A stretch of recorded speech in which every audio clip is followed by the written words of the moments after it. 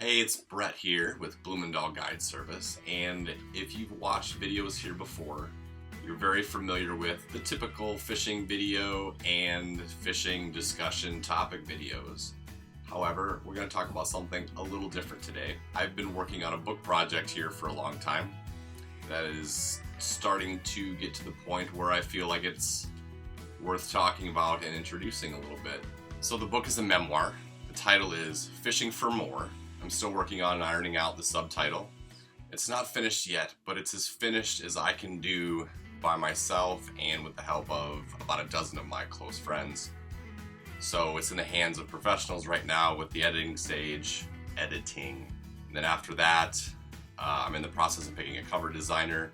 And then as we get all of those nuts and bolts ironed out, eventually we'll be able to talk about a release date and when it'll be ready for pre-order. So if you want to keep up to speed on these things and be notified as it becomes available to buy, you can do that at the website. There is a books tab at bloemendaalfishing.com where you are able to subscribe to get updates, to be added to the newsletter, so to speak.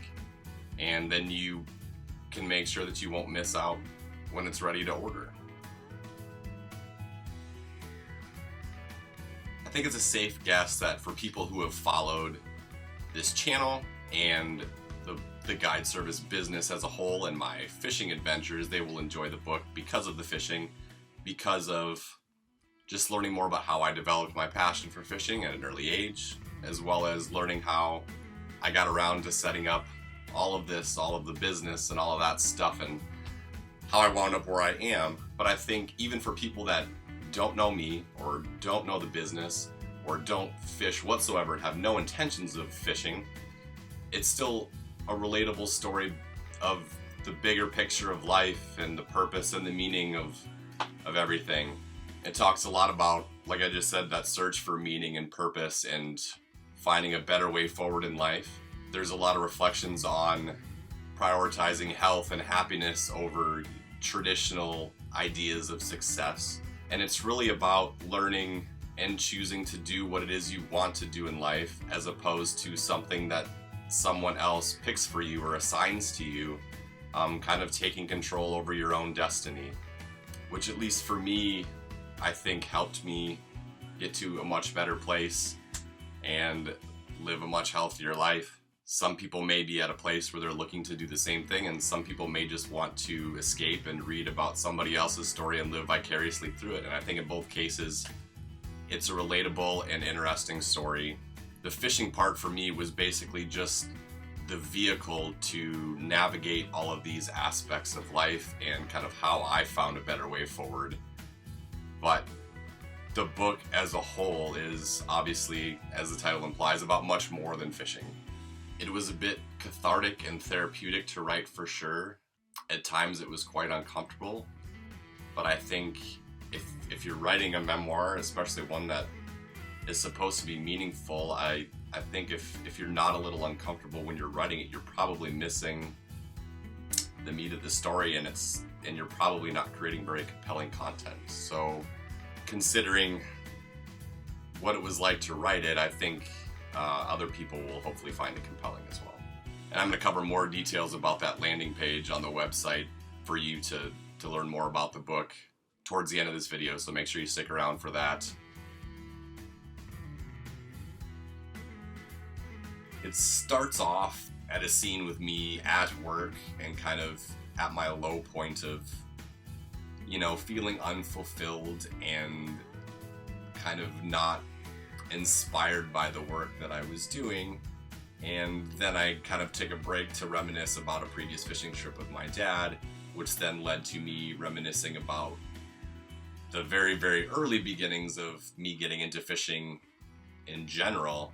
And then after that chapter, the whole book goes back to the first fishing trip, the first big fishing trip that I ever had with my dad out on the Missouri River, Lake Francis Case by Chamberlain, and how I kind of fell in love with walleye fishing in particular and reservoir fishing and just everything about it, the scenery, the process of finding the fish, the different techniques, and it just kind of became this obsession for me at a young age. And then it follows that period of my life where I was kind of learning and building my passion of fishing, and then growing up and getting a corporate job after college and kind of not being around fishing at all for a long period of time until it kind of all came back to me. And then the book from that point follows the process forward of me trying to debate what I wanted to do and what my doubts were about actually making that decision, and eventually chronicles about the first year and a half of my guiding experience. With that, it basically covers like how I figured out how to make the business work, the obstacles that were in my way and the things that I overcame. And it also does chronicle some of the actual client trips that I've had. There's probably about, I would say, 5 or 6 different client groups that actually wind up in this book, and some cool stories, some funny, some tragic, and some just exciting about their experiences. And because at the time, like, it was their big experience, but it was also a huge experience for me because it was my first official guiding trips with some of these clients, or with clients in general. So there was a lot of interplay going on there between like what they're doing and then what's going on in my head, trying to make sure that they're having a good time and having a successful trip. So you get a little bit of the fishing action, and then also my internal dialogue of, you know, how I can make this all work. And yeah, I think that makes for some kind of interesting reading. At least that's my hope. I hope you find it as interesting reading. So far I've been working with like critique partners and some beta readers before the professional editors got their hands on it, and I've been pleasantly surprised the reception that it's gotten and how much people have enjoyed it, and that they found some meaning in it, which is awesome and makes me really happy. And hopefully everybody else has a similar experience, or at least most people that read it.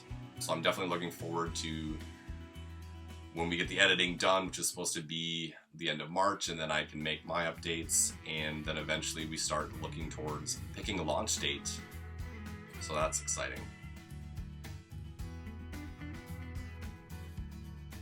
So like I said, if you're at all interested, you can check out the website. There's a books tab on there, which basically has some quotes from the book and the book blurb, kind of the summary of the story, which you would find like on Amazon.com, or the jacket of the hardback, or on the paperback cover, back cover itself.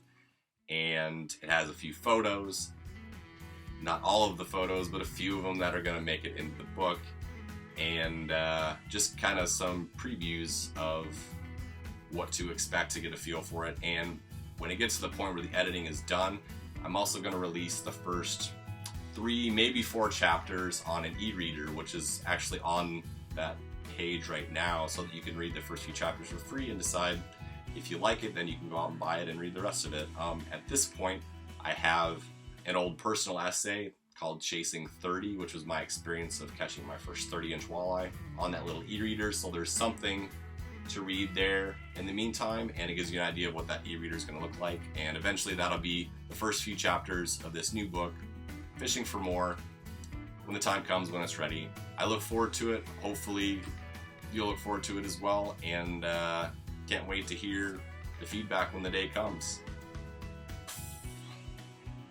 I'll be honest, I've done a handful of takes of this video over multiple days, so if you've noticed beard or hair growth different and out of control, congratulations, you're not wrong.